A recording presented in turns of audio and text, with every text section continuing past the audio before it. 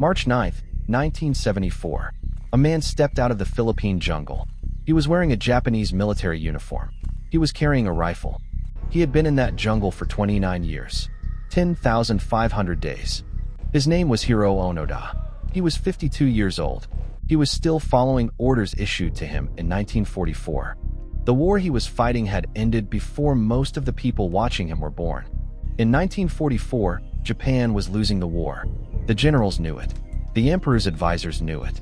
The soldiers in the field did not. The Japanese Imperial Army ran an intelligence school called the Nakano School in Tokyo. Onoda was trained there in guerrilla tactics, intelligence gathering, and unconventional warfare. The course taught one principle above everything else: a Japanese soldier does not surrender. In December 1944, Onoda was given his deployment orders. His destination was Lubang Island, in the Philippines. His commanding officer, Major Yoshimi Taniguchi, gave him a direct order. The exact words: "Fight until I relieve you of command. Do not surrender, even if you are the last one." Lubang Island was a small island southwest of Manila. It had an airstrip. The Japanese wanted to hold it. When Onoda arrived, the situation was already deteriorating. American forces were advancing across the Pacific. In February 1945, American and Philippine forces took Lubang Island. Most of the Japanese garrison was killed or captured. Onoda and 3 others fled into the jungle. The 4 men, Onoda, Shimada, Akatsu, and Kozuka, moved into the mountainous interior. They built a base. They set up watch positions. They began patrolling. They were waiting for relief, waiting to be told that the main force was coming. They expected to wait weeks, perhaps months, not longer than that. On August 15, 1945, Emperor Hirohito broadcast Japan's unconditional surrender over the radio. Onoda was in the jungle. He did not hear it. Shortly after, aircraft flew over Lubang and dropped leaflets. Surrender notices, proof that the war was over. Onoda read one of the leaflets. He studied it carefully. He concluded it was enemy propaganda, a psychological operation designed to make him lay down his weapon. His logic was precise. His commanding officer had given him a direct order. That order had not been rescinded. Until Major Taniguchi himself appeared and formally relieved him, the order stood. No major had appeared. Therefore, the order stood. He burned the leaflet and returned to his post. The other 3 agreed. They would continue fighting. 1946, a year after the war ended, the 4 men were still in the jungle. They maintained their patrols. They avoided capture. They engaged in occasional raids on the surrounding area. The Philippine government and military searched for them. Search parties entered the jungle. The 4 men evaded every search party. They were better in this jungle than anyone sent to find them. In 1950, Akatsu separated from the group. After several months alone, he surrendered to Philippine forces. 3 men remained: Onoda, Shimada, Kozuka. In the years that followed, more leaflets were dropped. Messages from family members were broadcast by loudspeaker. His family sent a letter. His brother recorded a personal message for him. He heard his brother's voice from the trees. He did not come out. It could be a trick. In 1954, a search party found traces of his camp, but not him. He watched them leave. That same year, Shimada was shot and killed during a skirmish with Philippine forces. 2 men remained. In 1959, the Japanese government officially declared Hiroo Onoda dead. His family held a funeral. He did not know. He was, at that moment, cleaning his rifle in the jungle on Lubang Island. Every day, he cleaned his rifle. Every day, he maintained his equipment. He was a soldier. This was what soldiers did. He and Kozuka lived on what the jungle provided: coconuts, bananas, wild animals, occasionally stolen rice. The monsoon seasons came and went. Wet season, dry season. Year after year. 15 years passed. 20 years. He counted them. The Philippine military continued to search. They found his traces occasionally. They never found him. He was too good at this. He had been trained for exactly this. In 1972, Kozuka was killed in a firefight with Philippine police during a raid on a rice depot. Onoda was alone. He buried Kozuka where he fell. He marked the place. He was 50 years old. He had been in this jungle for 28 years. He had entered the jungle as a young man who believed completely in the cause he was fighting for. He was now middle-aged, alone, and still believed in that cause. The Japan he was fighting for had transformed in ways he could not imagine. In 1974, Tokyo had skyscrapers, highways, and one of the largest economies in the world. Onoda knew none of this.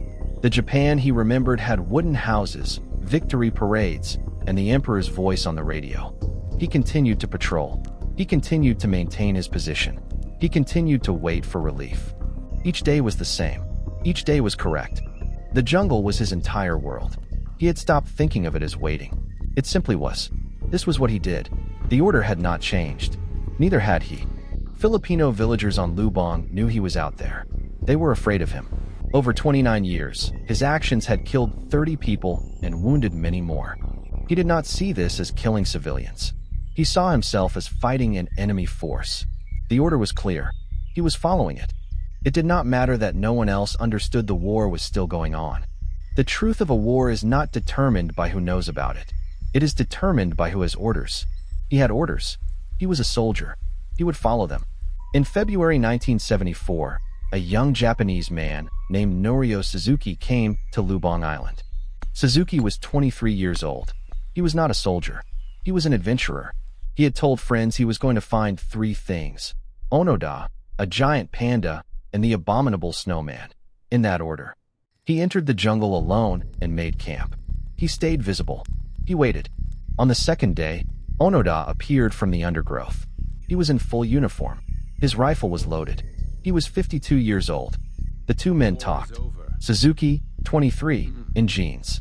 Onoda, 52, in a 30-year-old military uniform. Suzuki told him the war was over. Japan had surrendered 29 years ago. Onoda said, "I cannot abandon my post until I receive orders from my commanding officer." Suzuki asked, "Who is your commanding officer?" Onoda said, "Major Taniguchi." Suzuki returned to Japan with photographs of Onoda as proof. Japan was stunned. Newspapers ran the photographs on their front pages.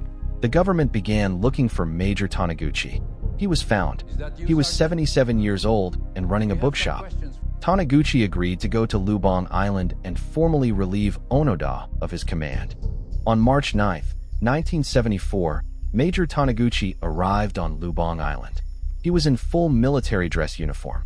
He went into the jungle to find the man who had been waiting for him for 30 years. They met in the jungle. Onoda saluted.